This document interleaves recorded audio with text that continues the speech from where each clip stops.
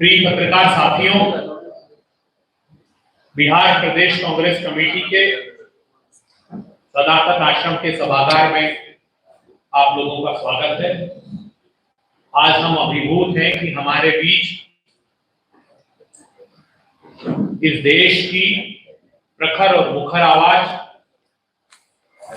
इस देश के मूर्धन्य नेता डॉक्टर सैयद नासिर हुसैन साहब, जो अखिल भारतीय कांग्रेस कमेटी के महासचिव हैं और जम्मू कश्मीर जैसे महत्वपूर्ण प्रांत के इंचार्ज हैं, आज हम लोगों के बीच हैं। बिहार प्रांत के यशस्वी अध्यक्ष राजेश राम जी, जो समाज के अंतिम पंक्ति के लोगों की लड़ाई, उनको अग्रणी भूमिका देने के लिए लड़ रहे हैं।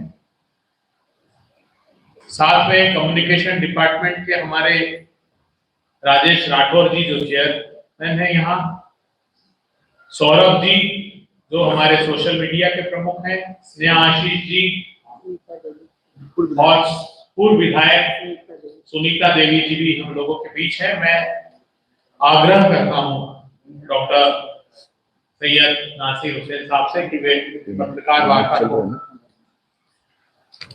अध्यक्ष जी, मैं अध्यक्ष जी से अनुरोध करता हूँ कि वो इस पत्रकार वार्ता को औपचारिक रूप से प्रारंभ करें। फिर मैं सम्मानित हमारे विशेष प्रेस वार्ता में उपस्थित राष्ट्रीय मानक पर राजनीतिक तौर पे भारतीय राष्ट्रीय कांग्रेस कमेटी के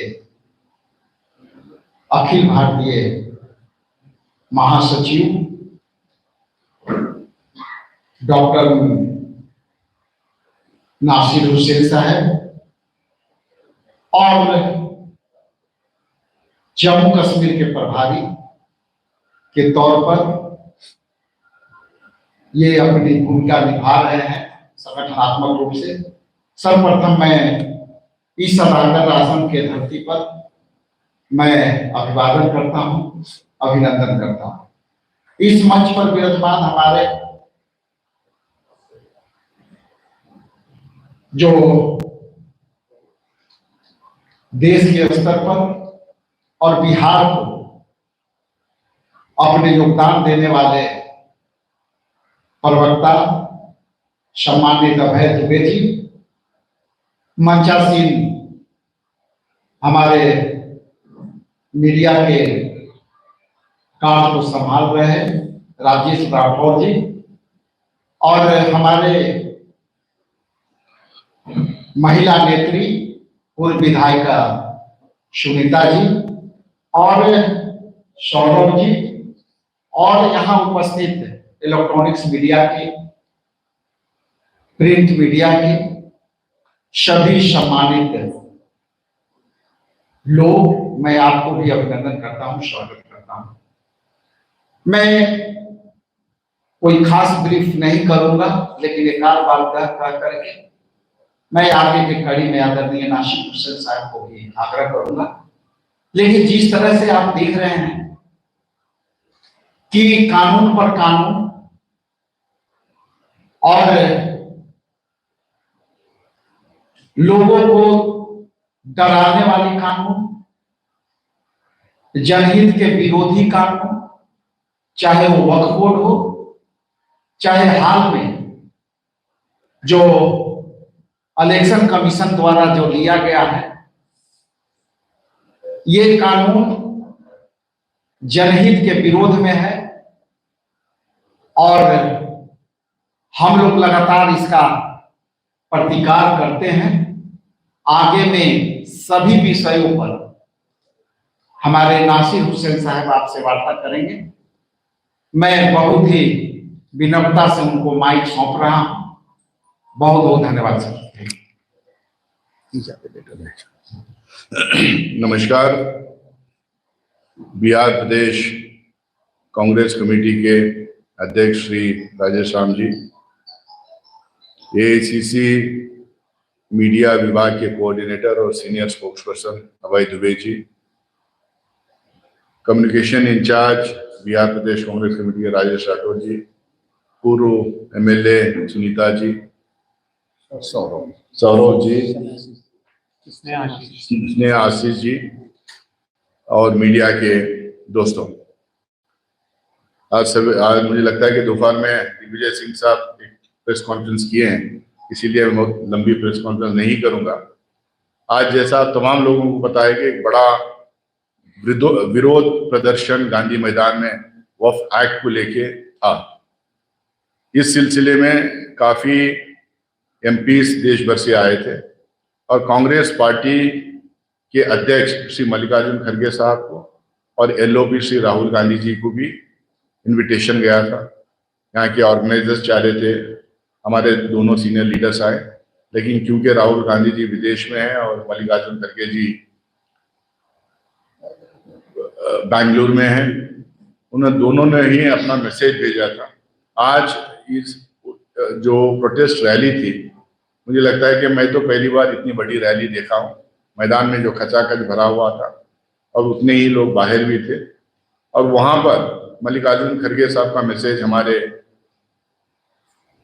बिहार प्रदेश कांग्रेस कमेटी के अध्यक्ष राजेश राम जी उस मैसेज को वहां पे पढ़ा, और हमारे सीएलपी लीडर राहुल गांधी जी का मैसेज वहां पे पढ़ा, और हमारी सारी कांग्रेस पार्टी की जो लीडरशिप थी वहां पे अपनी बात रखी।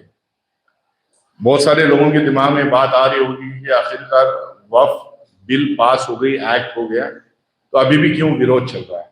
तो कौन सी ऐसी बात है जिसको लोग अभी भी मानने के लिए तैयार नहीं? ये वक्फ से एकदम साफ है। जिस तरह का एक्ट आया है पार्लियामेंट में, तो पार्लियामेंट में कई सारे बिल्स आते हैं, पास भी हो जाते हैं। जो मौजूदा हुकूमत होती है उसके पास नंबर्स होते हैं, इसलिए पास हो जाते हैं। बीजेपी आरएसएस वक्फ का एक बिल लेके आके अल्पसंख्यकों की पहचान पे हमला करने की कोशिश की, और पिछले कई दिनों से बीजेपी सेक्युलरिज्म शब्द को संविधान से निकालने की बात कर रही है। एक तरफ आइडेंटिटी के ऊपर हमला, दूसरी तरफ इस देश के कल्चर के ऊपर हमला। इससे सिर्फ अल्पसंख्यकों का अधिकार ही नहीं खत्म होगा, लेकिन बराबरी की जो गारंटी हमारा संविधान हर एक मजहब के लोगों को, हर एक वर्ग के लोगों को, हर एक प्रांत के लोगों को जो बराबरी की जो गारंटी देता है, उसको खत्म करने की कोशिश कर। ये जो अटैक कॉन्स्टिट्यूशन के ऊपर है, ये कोई एक स्ट्रे आदमी या कोई एक लीडर इधर उधर बोल दे रहा है, ऐसा ये संगठित तौर पे कॉन्स्टिट्यूशन के ऊपर हमला है।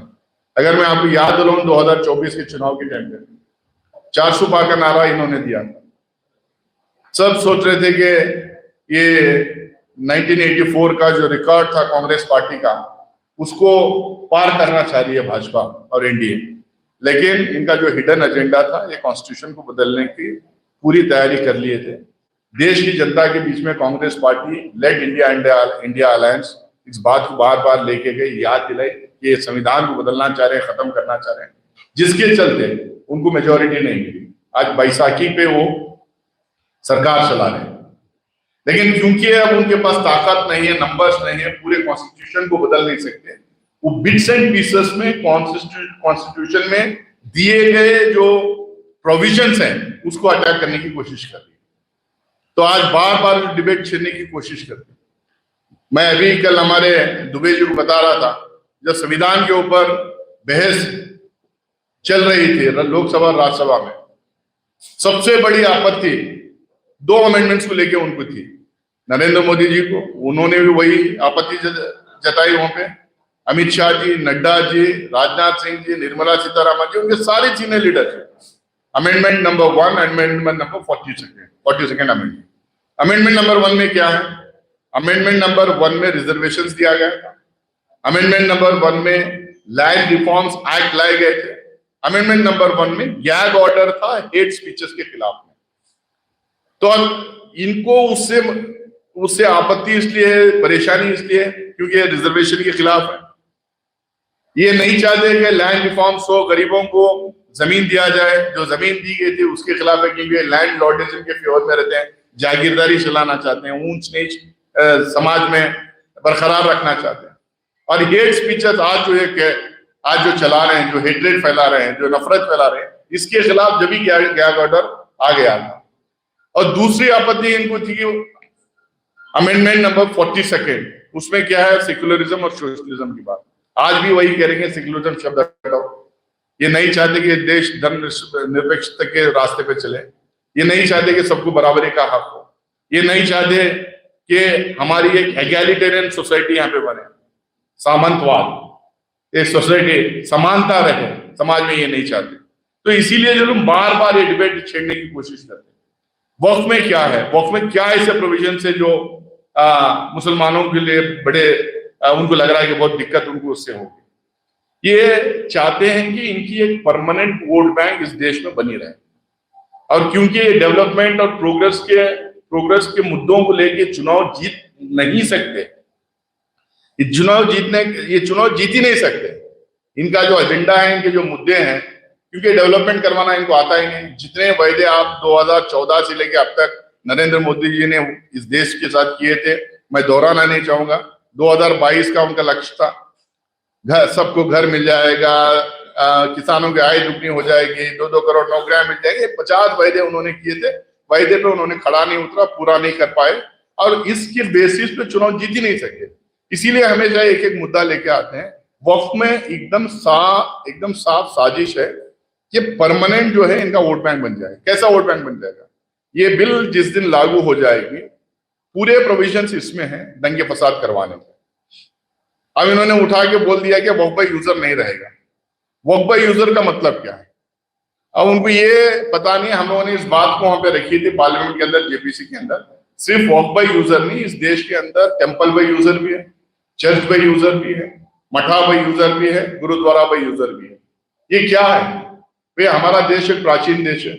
इस देश में अलग अलग समुदाय के राजा महाराजाएं थे, पर प्राचीन देश है तो पता नहीं कितने मंदिरें, इसमें खूबसूरत मंदिरें बनाए गए, बुद्धिस्ट विहारा स्तूपास बनाए गए, जैन मंदिर बनाए गए, चर्चेस बनाए गए, मस्जिदें, दरगाहें, कब्रिस्तान, ईदगाहें बनाए गए। अब ये 2000 साल पहले, 1000 साल पहले, 5-5 हजार साल पहले जो मंदिरें बने थे, उसके थोड़ी कोई रिकॉर्ड रखता है, रिकॉर्ड लेके आएगा। अब ये कह रहे हैं कि वक्फ बाय यूजर के नाम पे जो चली आ रही है, रिकॉर्ड लेके आओ, या नहीं तो ये वक्फ माना नहीं जाएगा। अब जाहिर सी बात है, जो 400 साल 500 साल पहले जो मस्जिद बनाई गई और जो यूसेज में है, जहाँ पे नमाज पढ़ी जाती है, उस जमाने में रिकॉर्ड कीपिंग का कोई सिलसिला था नहीं, कोई रिवायत थी नहीं, प्रिंटिंग नहीं, प्रेस नहीं था, कंप्यूटर्स नहीं था, कुछ नहीं था, डॉक्यूमेंट मेंटेन नहीं किए जाते थे। अब इसके डॉक्यूमेंट्स पूछ रहे हैं। अब डॉक्यूमेंट नहीं देंगे, वक्फ माना नहीं जाएगा।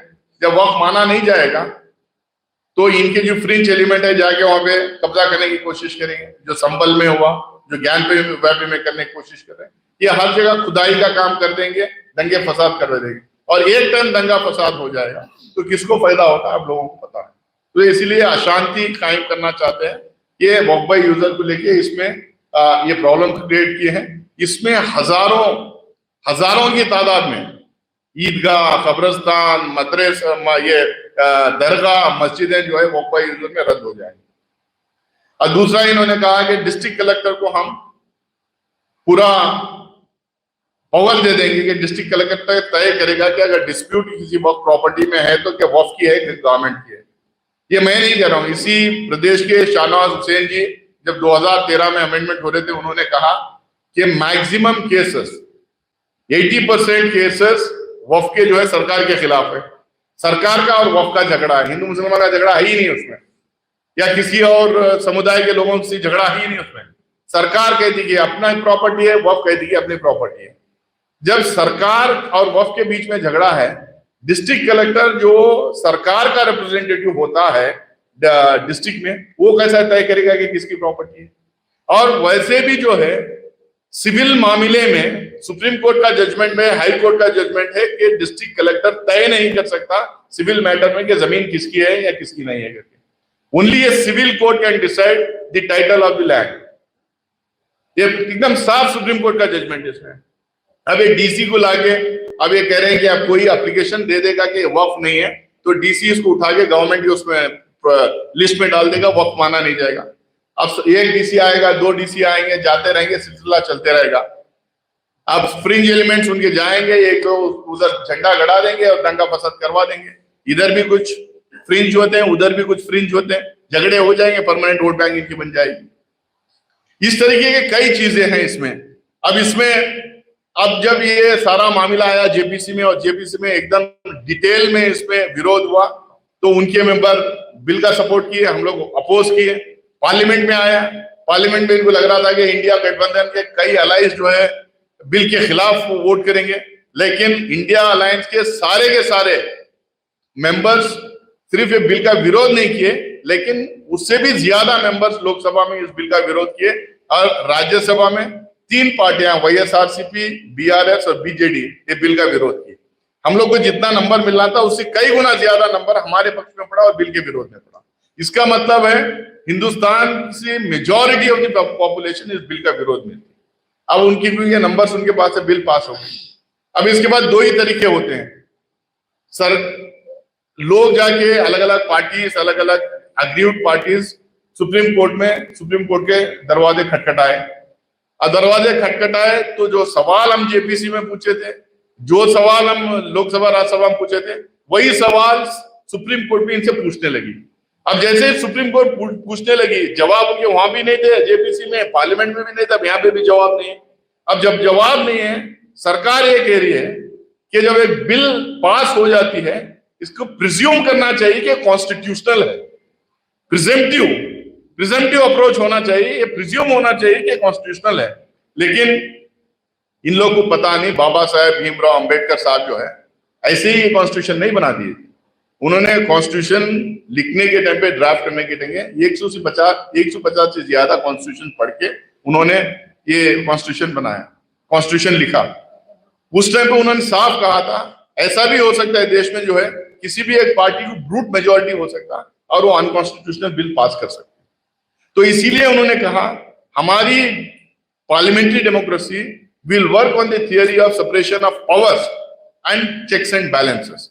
अगर लेजिस्लेचर गड़बड़ करता है तो जुडिशरी आएगी, जुडिशरी कुछ करता है तो एग्जीक्यूटिव आएगी, ऐसे एक दूसरे के ऊपर चेक्स रहेंगे।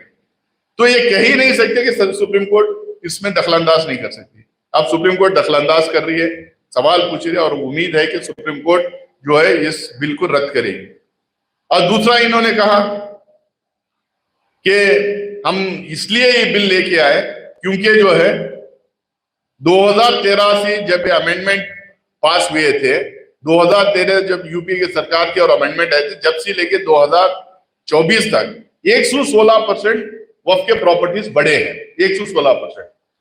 मैं इनसे सवाल करना चाहता हूं, 2013 में जब पोर्टल ही नहीं था, जब वेबसाइट ही नहीं थी, जब रजिस्ट्रेशन का प्रोसेस ही नहीं था सेंट्रल लेवल पे, तो इनको कैसा पता चला कि वहां पे कितने प्रॉपर्टीज थे? और वो डेटा मैंने निकाल के देखा और जेपीसी रिपोर्ट में भी इन्होंने दिया है कि 2013 में कश्मीर में 3 प्रॉपर्टी थे वक्फ के, और दिल्ली में 5 थे, यूपी में सिर्फ 70 थे। इसका मतलब क्या है? मतलब उत्तर प्रदेश जैसे बड़े शहर में सिर्फ 70 मस्जिदें, बड़े स्टेट में, दिल्ली जैसे इतने बड़े शहर में सिर्फ 3 वक्फ के प्रॉपर्टीज थे।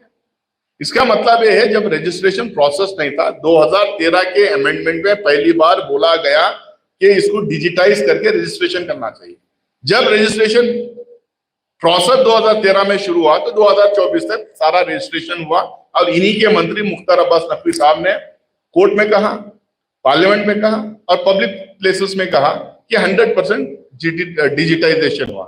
इसका मतलब ये हुआ कि आपके टाइम पे डिजिटाइजेशन जो हुआ, रजिस्ट्रेशन जो हुआ, जिसको आप खुद ही नहीं मान रहे, इसका मतलब आपकी सरकार फ्रॉड कर रही थी। आपकी सरकार के टाइम पे जो रजिस्ट्रेशन चल रहा था तो फ्रॉड था, गलत था वो। तो आप ही की सरकार रजिस्ट्रेशन करवाएगी, आप ही की सरकार कहेगी कि हम उसको मानेंगे नहीं। तो ये इस तरीके के जो बेतुके आर्ग्यूमेंट सुप्रीम कोर्ट में दे रहे हैं लोग, सुप्रीम कोर्ट बाई करने के लिए तैयार नहीं। अब इन्होंने एक मामला लेके आया, मैं भी अभी कश्मीर से आ रहा हूं। अब इन्होंने कहा कि एसटी एरियाज में या एसटी के लोग जो है वक्फ नहीं कर सकते। अभी मैं कश्मीर से आ रहा हूं, कश्मीर जाके में जाके ये लोग चिल्लाते हैं कि हम शेड्यूल्ड ट्राइब्स में बहुत सारे कम्युनिटीज को इंक्लूड करेंगे। अब वहां पे ये लोग गुज्जरों को एसटी स्टेटस दे दिया, अब वहां पे बकरवाल को एसटी स्टेटस दे दिया, और वहां के सारे पहाड़ी लोगों को एसटी स्टेटस दे दिया। अब पहाड़ी वहां ज्यादातर मुसलमान, बकरवाल ज्यादातर मुसलमान, गुज्जर ज्यादातर मुसलमान। अब वो जो जिनको आपने एसटी स्टेटस में डाला, इसका मतलब वो दान नहीं दे पाएंगे। और नॉर्थ ईस्ट में जो एसटी एरियाज में मुसलमान है वो दान नहीं कर पाएंगे।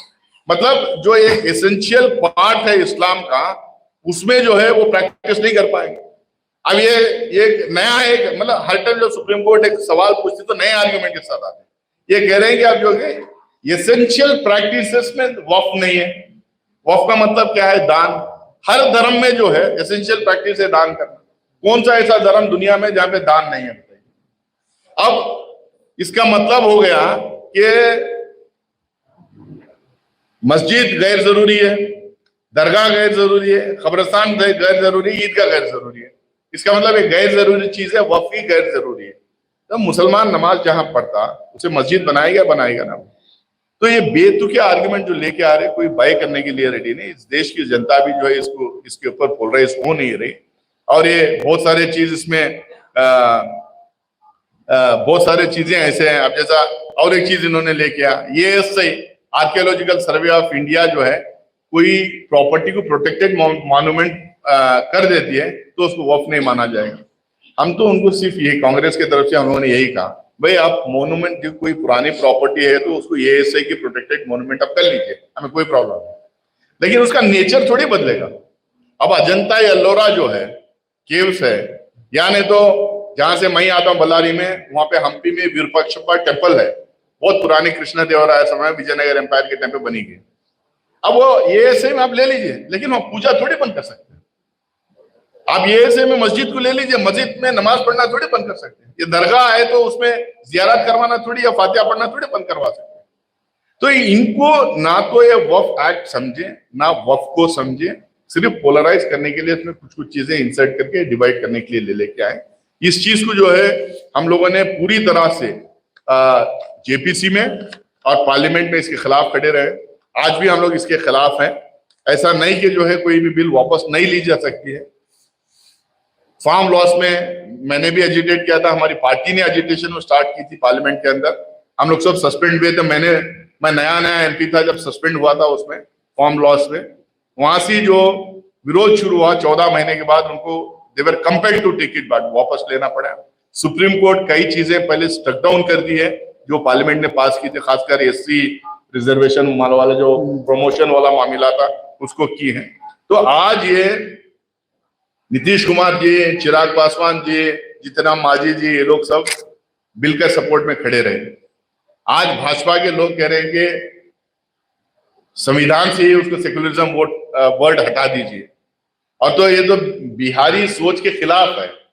बिहार की जनता जिनको चुनकर केटी शाह साहब को कॉन्स्टिट्यूएंट असेंबली में भेजा था, वो केटी शाह साहब जो है यहां से चुन के कॉन्स्टिट्यूएंट असेंबली में गए थे। उन्होंने पहली बार प्रपोजल लेके आया था कि सेक्युलरिज्म वर्ड जो है इंसर्ट किया जाए, सोशलिज्म वर्ड इंसर्ट किया जाए और सोशलिज्म और सेक्युलरिज्म वर्ड इंसर्ट किया जाए। अब जो बिहार का चुनिंदा, बिहार का रिप्रेजेंटेटिव जो जाके कॉन्स्टिट्यूएंट असेंबली में जो प्रपोजल रखा, उसके खिलाफ ये लोग बात कर रहे हैं। इसको तो कम से कम विरोध करेंगे नीतीश कुमार जी। सोशलिस्ट वर्ड पूरी जिंदगी नीतीश कुमार जी और रामविलास पासवान जी, अब उनके बेटे नेतृत्व कर रहे हैं, चिराग पासवान जी, उनके वालिद साहब रामविलास पासवान जी जिंदगी भर सोशलिस्ट पार्टी की जो है और सोशलिस्ट पॉलिटिक्स की है वो लोग। जितिन राम मांझी साहब सोशलिस्ट विचारधारा में यकीन रखने वाले। तो ये लोग कम से कम ये वर्ड्स हटाने के लिए इसका तो विरोध बोले। क्या वो चुप्पी क्यों साधे हैं लोग, क्यों बात नहीं करते, क्यों इसका विरोध नहीं करते? इसका मतलब है इनकी सरकार बची रहे, इनकी कुर्सी बची रहे, लेकिन ये कॉन्स्टिट्यूशन के खिलाफ कोई भी बोल रहा है तो कुछ नहीं बोलेंगे, उसमें के कुछ अमेंडमेंट्स के खिलाफ बोला तो कुछ नहीं बोलेंगे, और इस देश की मूल विचारधारा, मूल सिद्धांत जो है उसके खिलाफ भी कोई बोले तो कुछ नहीं बोलेंगे। ये सवाल हम उन लोगों को, इन लोगों से करना पड़ेगा। अब चुनाव आ रहा तो खासकर और जोर शोर से हम लोग को करना पड़ेगा, और ये विचारधाराओं के साथ ही कांग्रेस पार्टी आगे चलेगी। और कुछ भी रहो, चुनाव आते हैं, चुनाव जाते हैं, सरकारें बनते हैं, सरकारें जाते हैं, लेकिन संविधान बचा रहना चाहिए और हमारे सिद्धांत बचे रहना चाहिए। पंडित नेहरू, गांधी जी, सुभाष चंद्र बोस, सरदार पटेल और बहुत सारे हमारे आजादी के आंदोलन के नेताओं ने जिस मार्ग पे, जिस राह पे चले, जिस सिद्धांतों को लेके चले, उसको डिफेंड करने के लिए, उसके ऊपर जब हमला होगा तो उसका विरोध करने के लिए कांग्रेस पार्टी हमेशा लीड लेगी। वक्फ बिल में भी हम लोगों ने लीड लिया। ये सब जो इश्यूज आ रहे हैं इसके खिलाफ भी हम लोग लीड लेंगे। हम लोग हमेशा इसके खिलाफ लड़ते रहेंगे और कोशिश रहेगी कि हिंदुस्तान हमेशा सेक्युलर, प्रोग्रेसिव और एक सोशलिस्ट स्टेट बना रहे। बहुत बहुत शुक्रिया।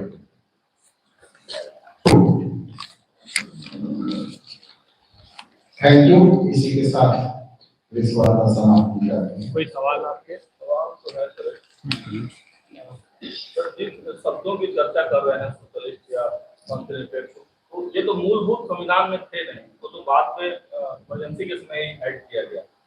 क्या दिक्कत क्या है? नहीं, क्या सोशलिज्म और सेकुलरिज्म के खिलाफ नहीं गए लोग? क्या हमारी कंट्री सोशलिस्ट कंट्री नहीं है? क्या हमारी कंट्री सेकुलर कंट्री नहीं है? क्या सेकुलरिज्म या सेकुलर कंट्री नहीं होना चाहिए? क्या गरीबों के बारे में हम लोग बात नहीं करना चाहिए? गरीबों के लिए काम नहीं करना चाहिए? पिछड़े वर्गों के लिए काम नहीं करना चाहिए? क्या पिछड़े वर्ग के लोग, गरीब लोगों को सरकार से फायदा नहीं होना चाहिए, स्टेट से फायदा नहीं होना चाहिए? उनको जिंदगी में आगे बढ़ने के लिए सुविधाएं नहीं देना चाहिए?